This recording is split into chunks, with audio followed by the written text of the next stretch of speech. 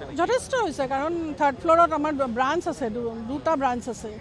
ব্ৰাঞ্চততো জানে আৰু কেনেকুৱা ধৰণৰ মানে থাকিব পাৰে, গতিকে দুটা ব্ৰাঞ্চ আছে, তাৰ ওপৰৰ পৰা আমাৰ কণ্ট্ৰলিং অফিচখিনি আছে।